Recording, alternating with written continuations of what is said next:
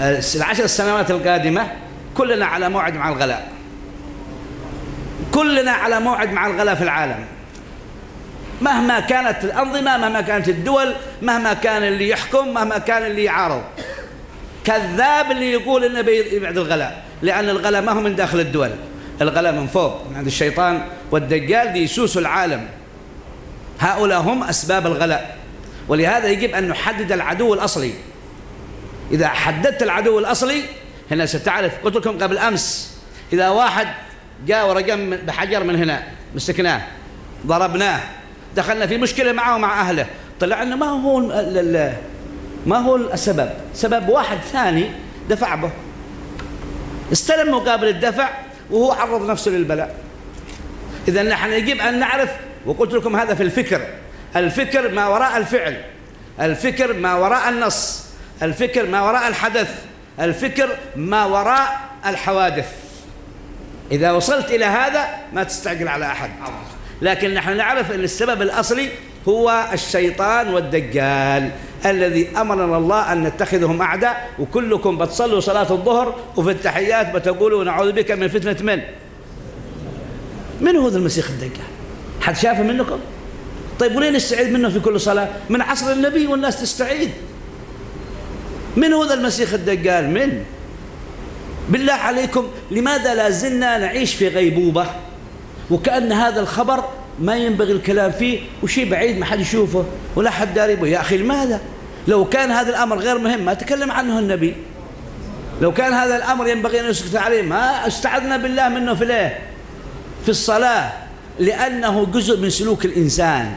سلوك الإنسان قد يتعرض لهذا الفساد اللي سماه النبي الدجل، فيقع في الدجل وهو لا يدري. ولهذا الكذب يؤدي إلى الدجل، الغيبة تؤدي إلى الدجل، النميمة تؤدي إلى الدجل، السرقة، الفحشاء، المنكر، الكلام في غير ما لا ينبغي، كل هذا يخدم هذا المخلوق الخبيث ويؤدي إلى الفقر.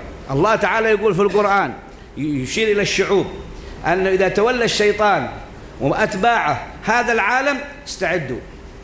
ماذا قال في السورة؟ الشيطان يعدكم الفقر، ما في إلا فقر، لأن الذي يدور في هذا العالم الله قال في القرآن وقدر فيها أقواتها في 4 أيام سواء للسائلين.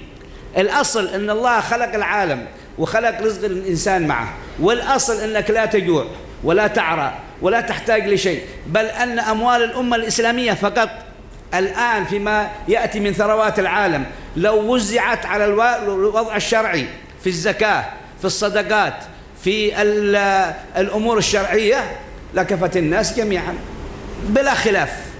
لكن قال الله في القرآن ظهر الفساد في البر والبحر بما كسبت أيدي الناس. في خلل في الاقتصاد، هذا الذي أدى إلى إثارة الجوع والفقر واستمراره. أنا في سني هذا كل يوم أرى الغلاء يرتفع والعيش يصغر. تعرفوا العيش ده القرص يصغر والزايد يزيد. أنا عن وجهة نظري ما أتهم دولة، ما أتهم نظام، أنا أعرف يقينا أن هذه الأنظمة لا تستطيع أن تغير شيء في الغلاء، والذي بيأتوا بعدهم ما يستطيع يغيروا، وأنا مسؤول. وأي دولة لا تستطيع أن تغير الغلاء، لا بتنقص سعر البترول ولا الغاز ولا الرز، وأتحدى من يقول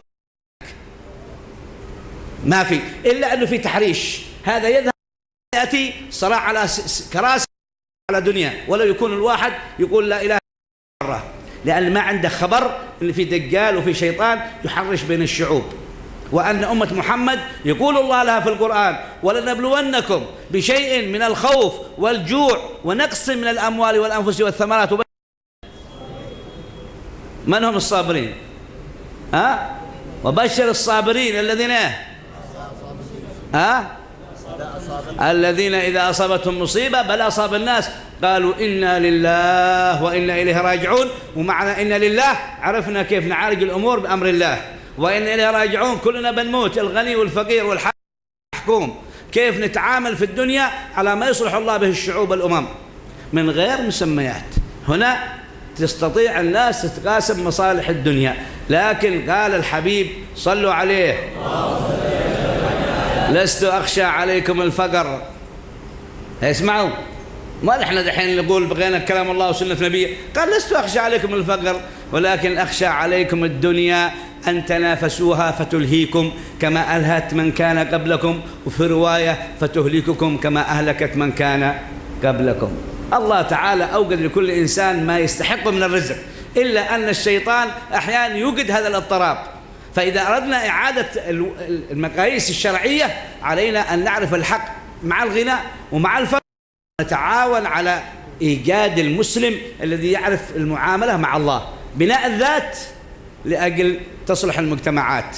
بلا بناء ذات كل يوم بتفرز لنا لصوص لصوص، كل لصوص يستخدم النصوص لخدمة مصالحهم لا غير. يصلحوا الذات الرجال، يصلحوا البنات، بتجدوا اللقمة بتكفينا.